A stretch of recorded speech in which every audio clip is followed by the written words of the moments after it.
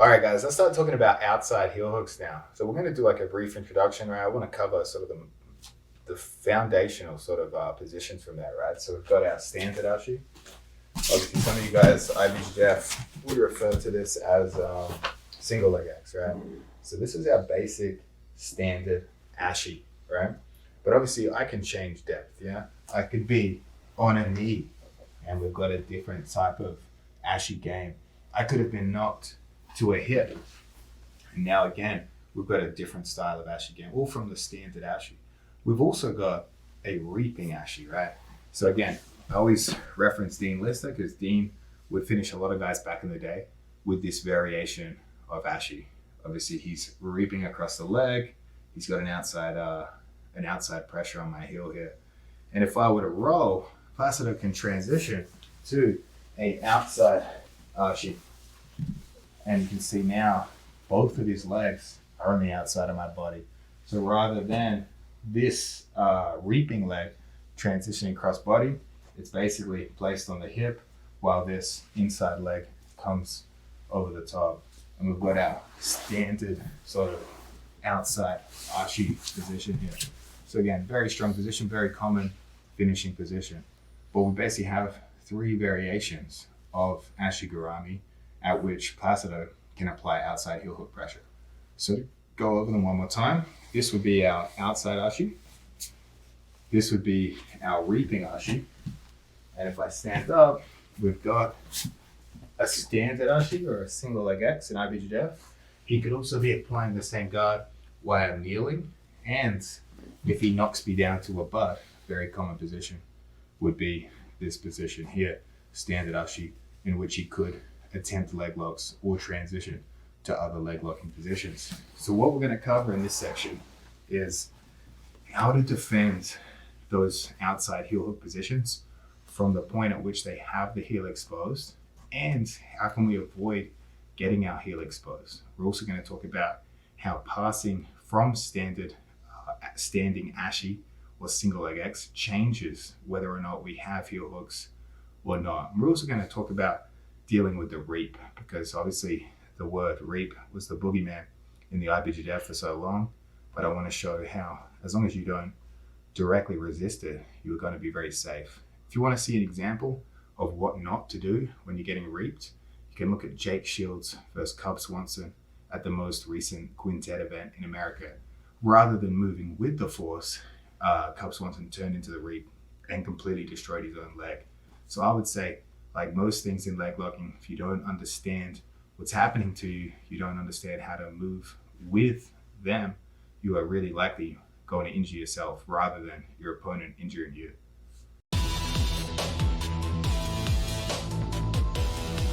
Let's address dealing with the ashi gurami from the standing position, right?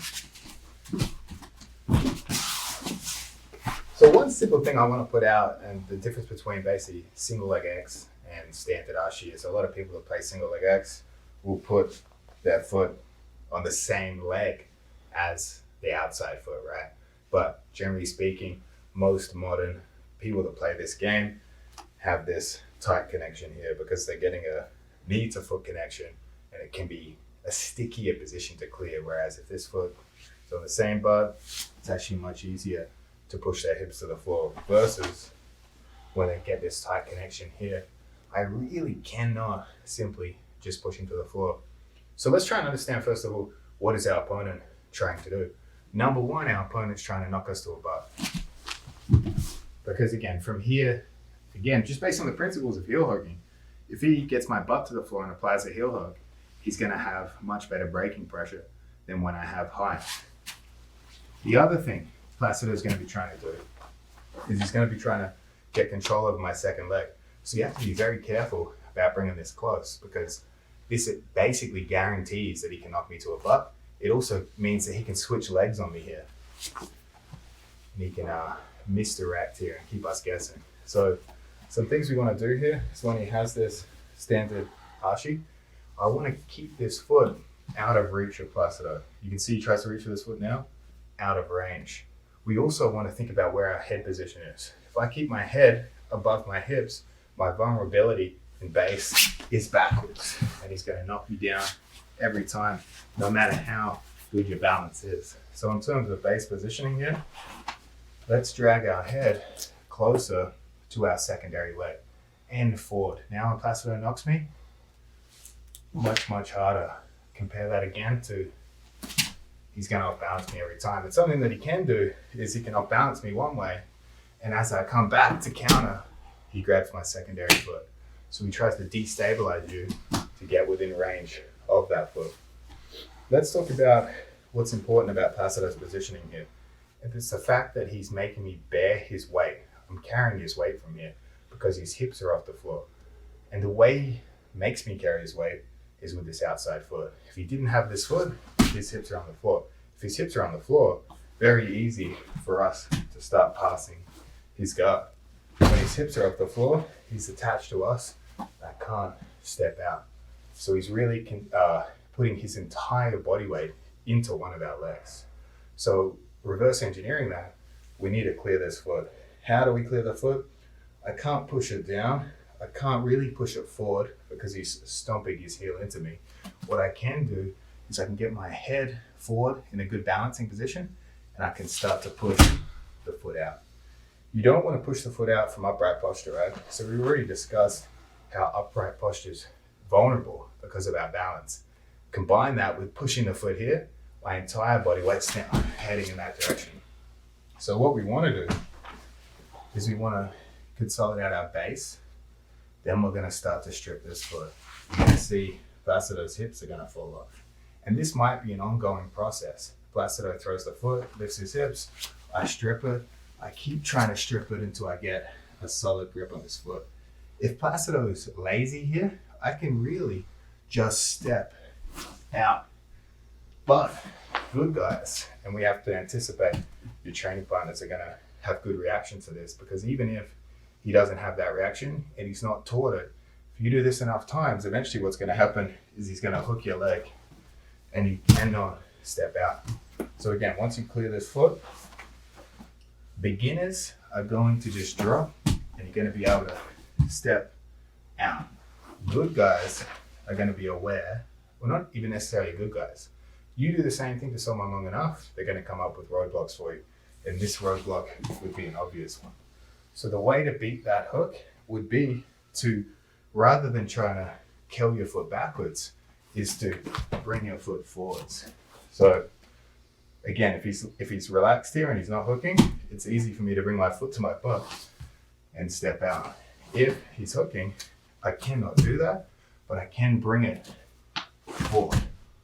Some key details about where we want to end up is I want to end up basically shoulder height, looking back to his legs. If I end up perpendicular to Placido here, even if I control his feet, he's going to be able to re-hook my legs, invert and attack.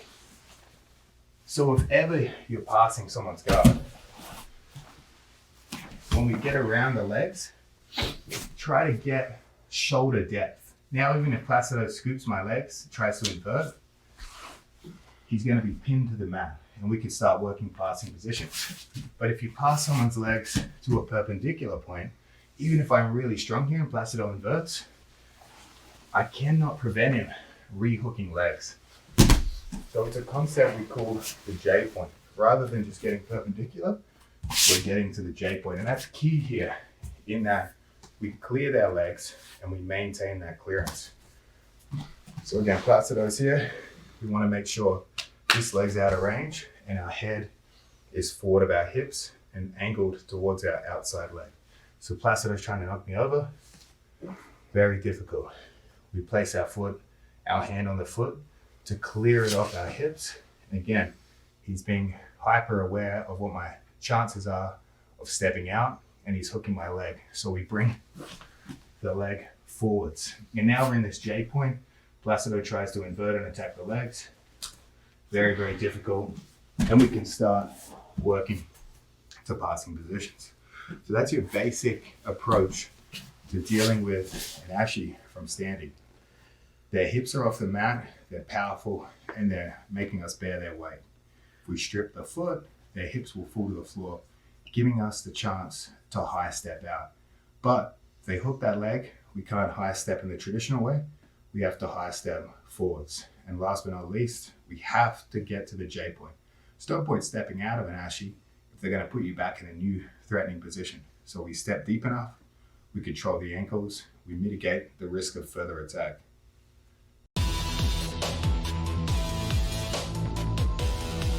Let's talk about addressing the split squat ashi, right? So if I'm passing Placido standing and he enters ashi, generally speaking, we end up in a standing ashi, right? But again, when Placido enters from butterfly position, quite often we end up in this kneeling position here, right? So there are different challenges to this position. Because I am closer to the ground, we do have the added threat that if Placido were to reap me, it's going to be a stronger reaping position because again, my hips are closer to the ground. Placido applies torque here, it's going to be more pressure on my knee than if he applied torque from a higher position. So from this position here, to prevent or to limit the reap, what I want to be able to do is start turning my knee back towards this outside foot. If my knee's pointed in towards Placido's belly, he gets an easy reap and an easy heel exposure. So the first thing I want to do is start turning my knee out. So now when Placido's trying to reap me, much harder again than here.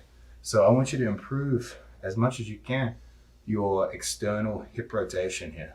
We want to turn our knee into their outside leg. But we still have to be careful here because the more I bring my head over Placido's side, the easier it's going to be for me to tip him. So the way we can mitigate that risk is as Placido grabs an Achilles grip or whatever he has, I can start looking to cup his armpit here.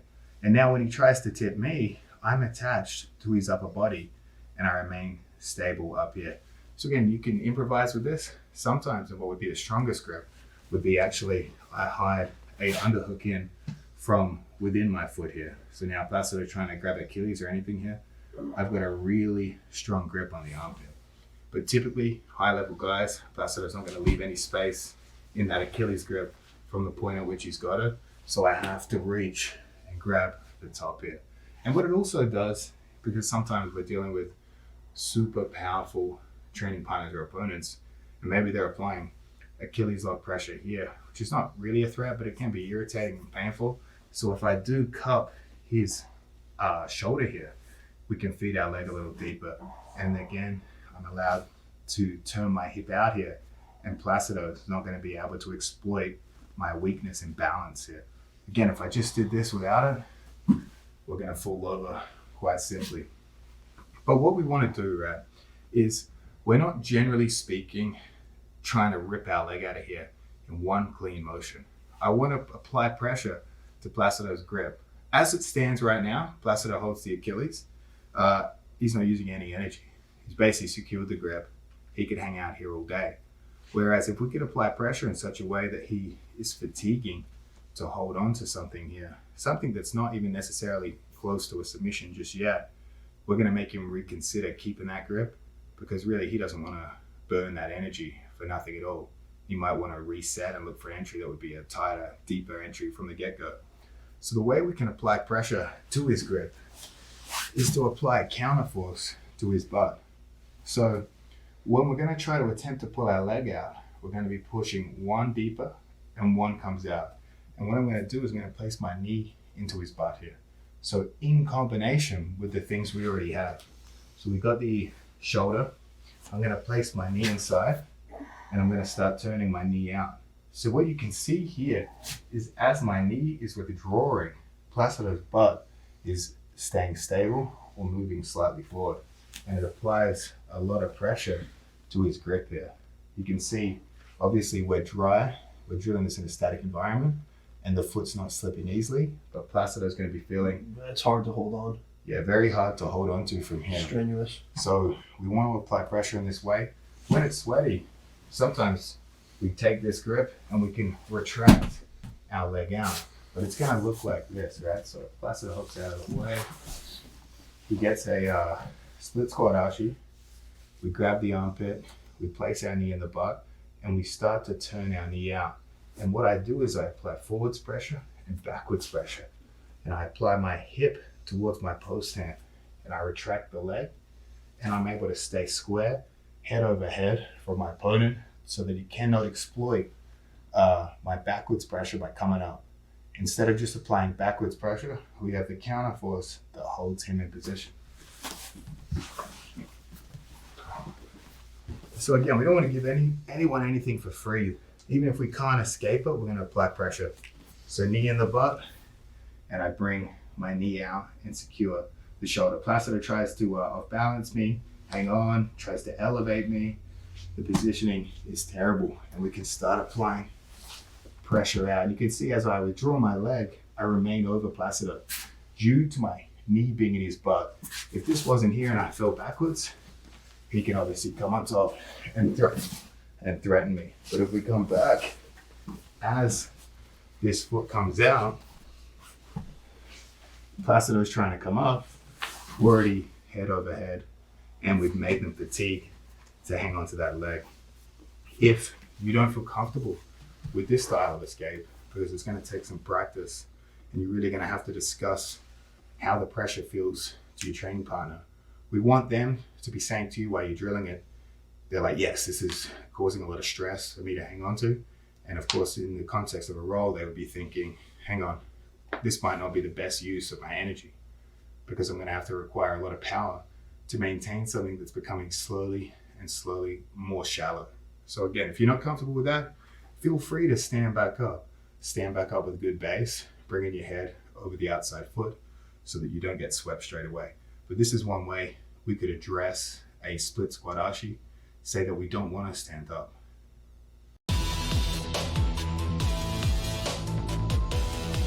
So we've talked about standing, standard ashi. We've talked about split squat, standard ashi. Now we'll address double seated standard ashi.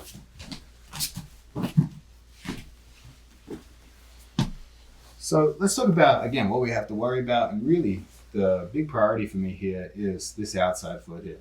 This really decides a lot of what takes place from this position. The old school thinking was that we had to worry about this leg because we didn't want Placido to upgrade to an outside ashi.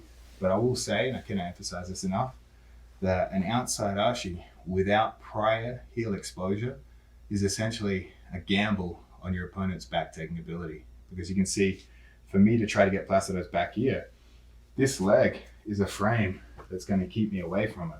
When he throws it across, he's inviting us to take his back. Again, entirely different thing if he had outside ashi with the heel already exposed. So you might be thinking, well, how do we get to outside ashi with the heel already exposed? And that would involve Placido using this leg as a reaping leg so that when I roll, we land in outside ashi with the heel exposed. So understanding that principle there, we know that our issue from here is this foot. So I want to be very careful about just giving him free rein with this foot. So as soon as we get to this position, we want to hit it to the floor. And we want to start jumping over this foot.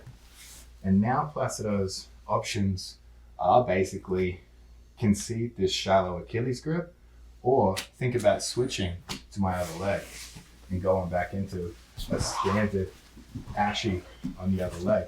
So I want your instinctual response to be to clear this foot. Because again, whether you want to back out, whether you want to stand up, this is our problem here. When his foot and knee connect, he has a tight wedge around my hips. So if I pull, I basically pull him or I don't move at all. If I get over this foot and I pull, we can start stripping that grip. If I want to stand up from here, this foot is weighted into my hip. It's very hard for me to stand up. If that foot wasn't in play, it would be much easier for me to get up and head over head above Placido. So again, as you can see, everything we need to worry about is this leg. So the real battle is going to be taking a grip on the toes, pushing it to the floor. You can even try to extend it away a little to hold it, to hop over. And then I transfer hand posts. So when I was jumping over it, my right hand was a post on the ground. When I jumped over it, I hold his other foot because I don't want Placido to again transfer to a regular ashi on this side. So the way I'd prevent that is just basically monitoring this foot. So as Placido's going to scoop up the other side, he's not going to be able to slide through. But again, let's think about it in the context of high level competition. Placido's got a standard ashi, and we're not having much luck sliding this foot off. What we could attack is his inside foot. Now I know this is a leg lock defense DVD, and we're thinking of basically escaping or counter back taking, but sometimes the best defense is a little offense, right? To keep Placido guessing. This leg here is vulnerable. We can start to pick it up, put it in our pocket, and throw a reap over the top to create heel exposure. We can just grab this foot, pull it out, and apply toe holding pressure. So as Placido starts attacking my foot, he's risking pressure into his own. So a way we can attack people here is to keep them guessing on what we're actually defending here. So Placido's in the offense here, and he's only thinking about his offensive movements, right? Perhaps he's entered and we both hit the ground. Perhaps he entered, he knocked me to my butt. He again is likely simply thinking about what he's going to do next. The second we strip a grip and I start throwing this reap, whether I get it or not, Placido's now thinking defense. And he might think at this point it's time to abandon ship. So sometimes the best defense from these positions is to threaten them back. So again, we'll summarize the position here. What our goals are, what his goals are. Placido's goal is most likely to either sweep or his goal is to likely throw a reap. Very rarely, because of the vulnerability, sometimes he's looking to throw outside ashi. So understanding that and understanding that this is the problem for us pulling out or getting up, we need to address the foot. Put it on the floor, hop over the top, and switch hand posts to address his ability to take care of our other foot. If we've got this post here, it's going to be harder for him to slide inside. So that's our main goal in this position. But again, if we're having trouble pushing this down, let's throw some counter attacks at him. Let's pick up the heel, go for a toe hold. They're going to try to back out of there. Or let's throw a counter reap option in here. We pull the foot up, we throw the reap to expose the heel, and whether we get it or not, Placido has to respect it. And in the process of respecting it, he's abandoned ship on his heel hooking options. So irrespective of whether your counters are effective, they should be good enough to be effective to create responses in your opponent. And creating defensive responses in your opponent who's attacking your legs is a great way to clearing these positions and keeping your opponent on their toes.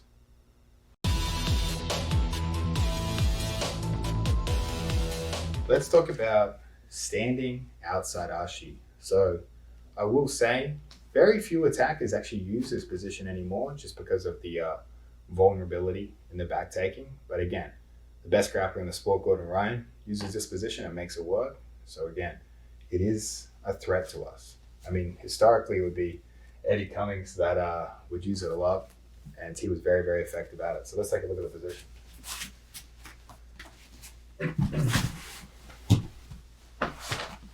So Placido's got the standing, I'm standing in Placido's outside ashi.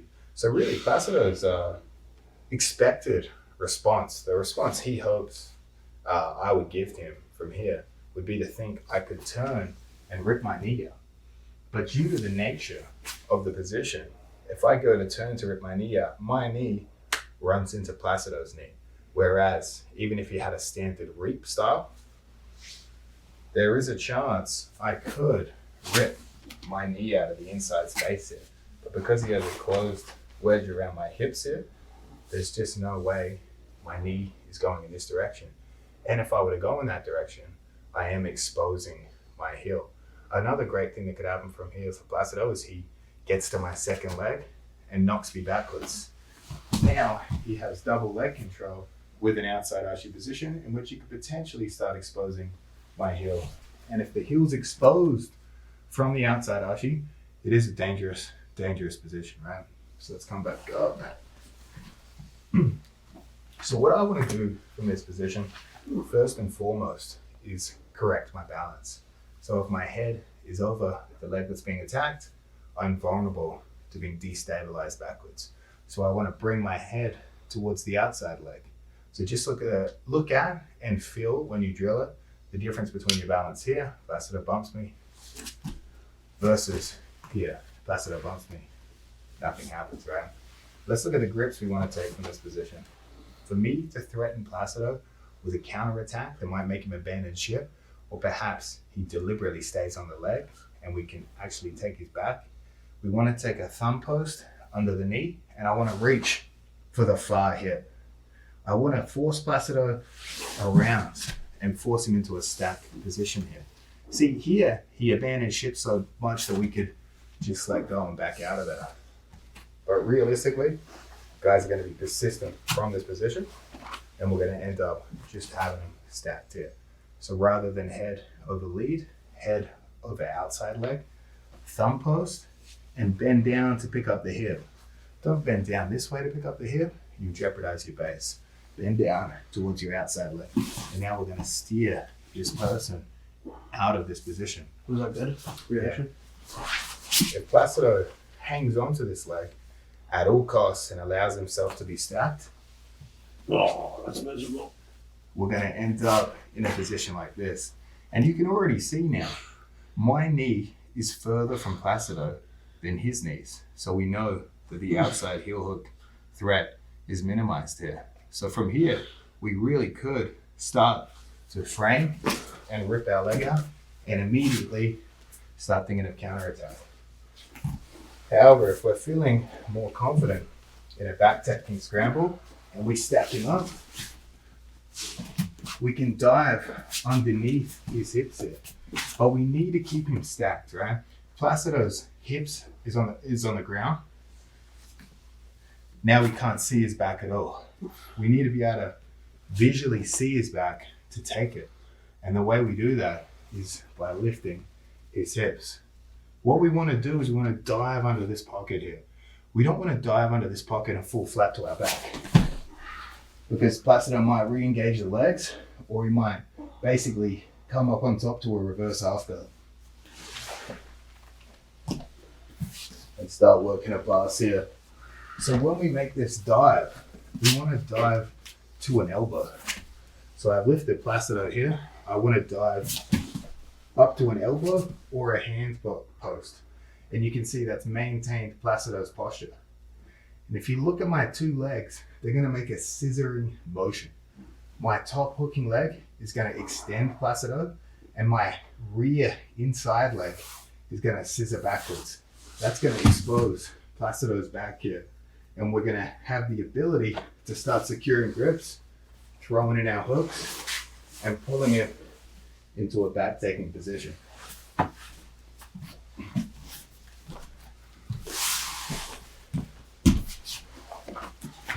So we correct our posture and balance.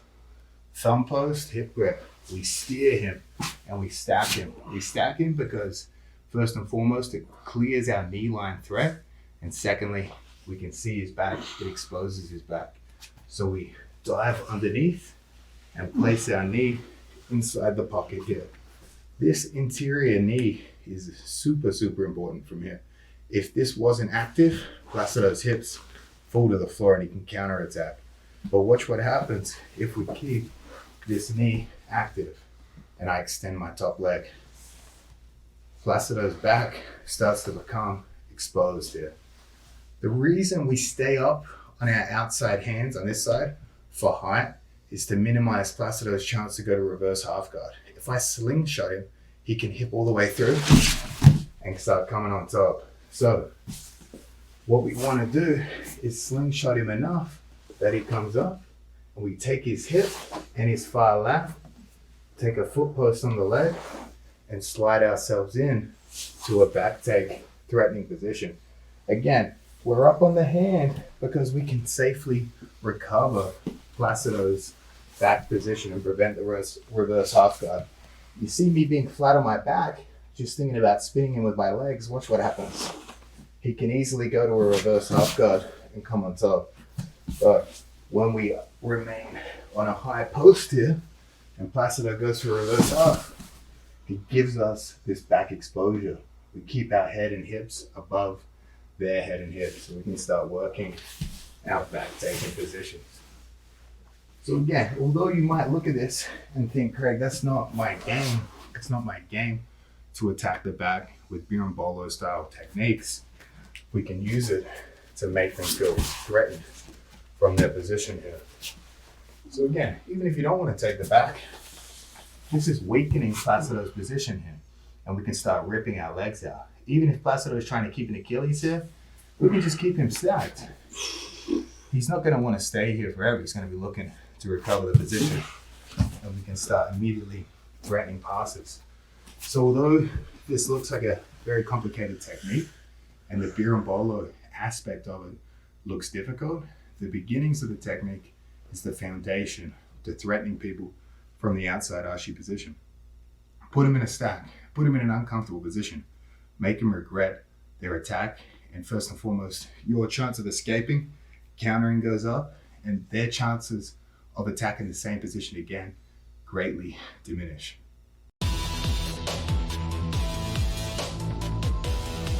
Let's talk about outside Ashi, how we can defend it when our opponent is in basically a different position in relation to us. So previous we covered from standing. Obviously the outside Ashi could come up from a split squat, but based on the nature of the outside Ashi, if it does come up through a split squat, we can easily stand back up. But a situation that is a little different is when we have the outside Ashi on us, but we're actually both seated, right? So there's two distinctions here. If Placido has the outside Ashi position without the heel exposed, we're obviously still in the fight. And that's when we can practice our skills of hiding the heel, right? So obviously when I'm here, I don't want to give Placido the heel.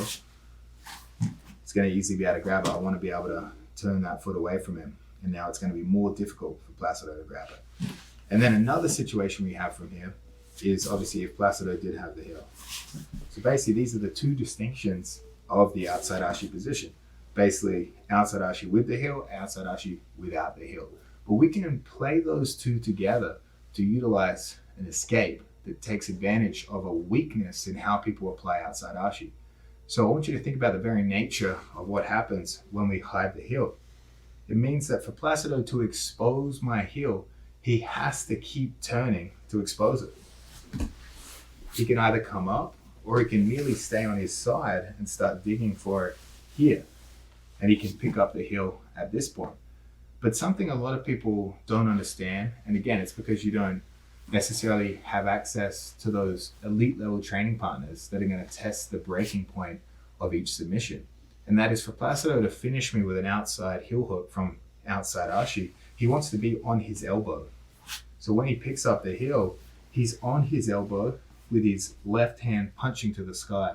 And from here, there's already immense tension on my knee, and he can apply hip pressure from here to get the break. So for him to achieve a break, he scoops up with his left thumb and he applies hip pressure. Those in combination is what's going to break my knee. But if you look at how he exposed the heel previous, if he's forced to go belly down to dig for it while staying on his side, and he catches the heel here, now he's no longer on his elbow. He's on his shoulder, right? And because we know the mechanism of action here is both upper body, he's lifting that scoop hand that scoops up the heel, and he's applying hip pressure.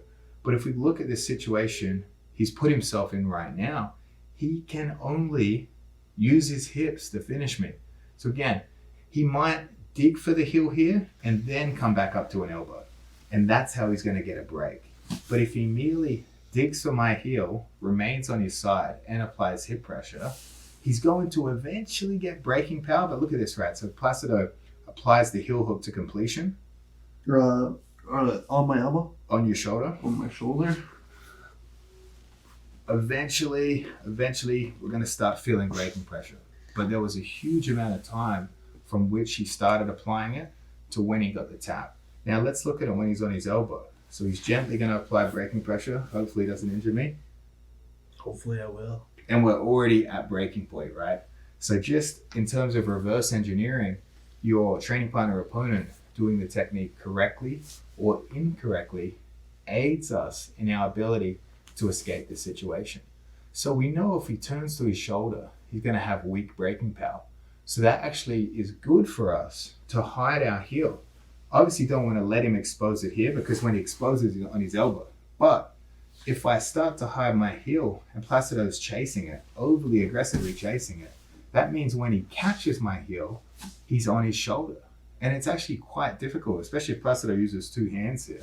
It's quite difficult for him to get up off his shoulder, especially if we apply some force down.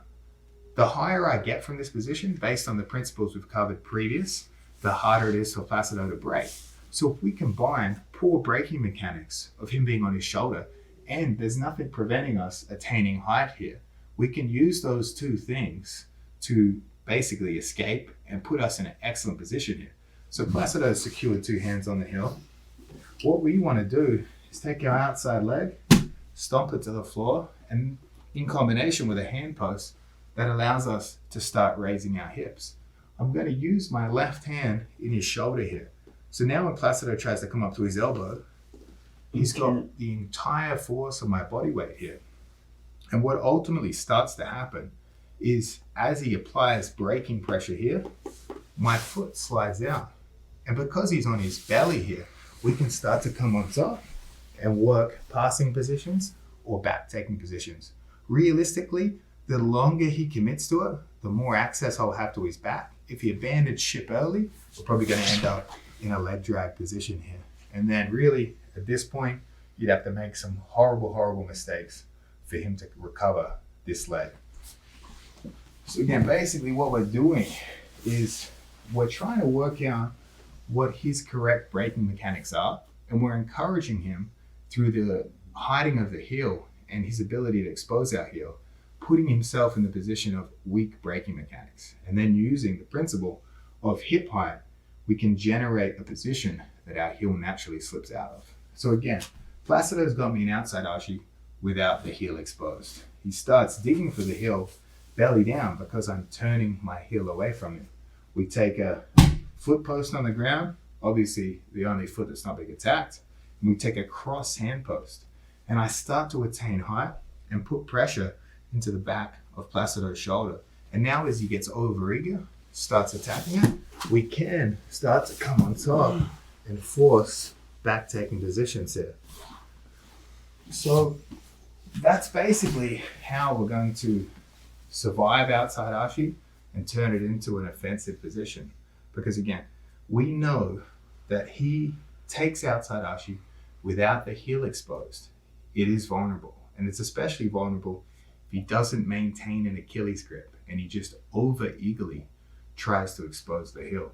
We do have a shot at this, even if Placido has good positioning here. So Placido picks up the heel and he secures it here.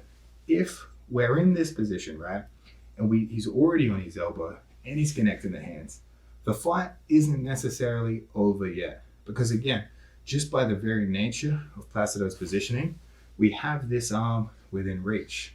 And we know that if we can separate this grip, we have a good chance to survive this position, right? So again, we don't have much time because look at this. When Placido applies braking pressure, we get a tap very, very quickly. He has good technique. He's lifting the heel hook exposing hand. He's applying hip pressure into my knee. So we need to get under this elbow here so we can pull it away from the body, get elbow deep, and we can start to strip that grip. And then in combination with the last technique, knowing that he's going to start trying to expose that heel, we hide it. And if he does get it, we come up. But again, even if he doesn't get it and he just keeps digging, I'm still going to come up and start crowding Placido here and working passes. So remember, there's two fundamental things Placido has in outside ashi. He has the position and he has the heel exposure.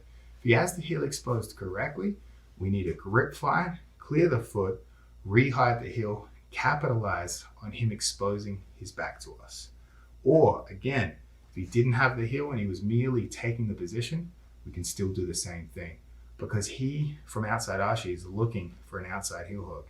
And knowing that puts us in the best place to bait him into giving up a worse position.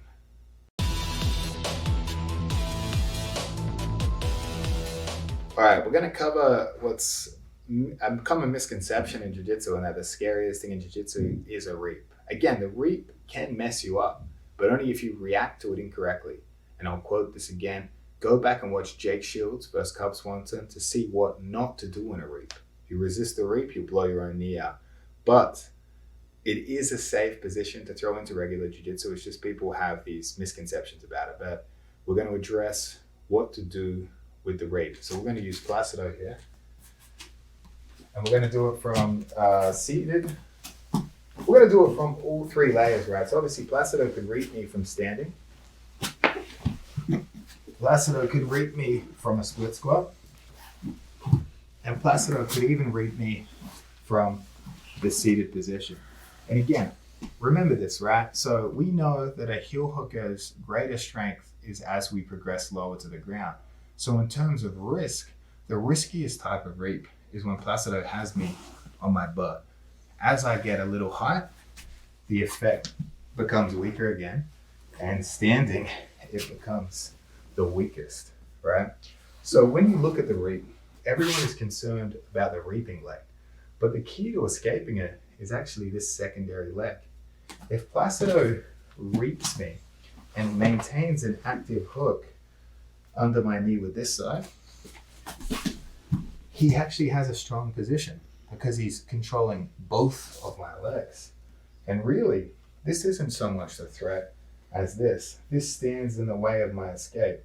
What I need to do to beat the reap is clear this hook. And we can clear it with our hand here. Bring our foot over the top. And now even if Placido threatens an outside heel hook, it's quite easy for my knee to slip inside. And again, from here, we can look to take an underhook, progress to a passing position, or we come back. You guys are so inclined in terms of birimbolos. We could throw that hook in front of the body, start rolling underneath, coming up to an elbow, and controlling our opponent's backs. So again, in jiu-jitsu, in this specific position, remember, the move is called a reap, but it is not the reap leg we're worried about. What effective leg lockers do from the reap is they turn the reap into an outside ashi. And the really effective ones make sure to mitigate our defenses by keeping this hooked into our hips at the ground. And then as we roll through, Placido lands outside ashi with the heel exposed, and the heel hook pressure is going to come on very quick. So I want you to test it with your training partner. And obviously for us to defend high level guys, we need our training partners to give us high level reactions. So obviously, first and foremost, what Cub Swanson did was he tried to turn back in. That's how his knee broke here. But we don't want to turn back in. We want to move with the force, right? So the problem with this is, again, is this leg blocks us from ripping our leg out. When he takes an active hook here, traps my hips facing this way, and he has a block to the knee I want to clear. If this is hooked, I can't just pick my knee up over the top of this leg. But if I free this leg, his leg is going to fall to the floor, allowing us space to clear our knee out and start coming through. And this is true from each layer of the reap. So even if we're butt to butt, let's go this way. So if we know that he's more powerful when we're on the ground, that means our clearance to the reap should be trying to attain some level of height. And the way we do that is, as Placido reaps, I start trying to climb up and clearing this foot from actively hooking my leg. So we post it on the floor, we step over, and we bring our knee inside. And obviously, we're in a very dominant position from here. But in terms of addressing the reap, I just want you and your training partner to practice good reaps, practice bad reaps, gently feel how you pushing toward the reap is going to put pressure in your knee. Obviously not so much that you're going to injure your knee, but we need to understand what that pressure feels like. And now, once we know our opponent does a good reap and a bad reap, practice your escapes with both. And you're going to really realize that it's not the reaping leg that's the problem, it's the leg that controls your secondary leg. Once we eliminate that threat, we're free to slide the heel hooked leg clear. And when we slide it clear, I mean we clear the knee line, we clear that threat. And immediately you can turn it into a beer or a pass. But either way, you've cleared the threat, you're in the top position, ready to immediately attack.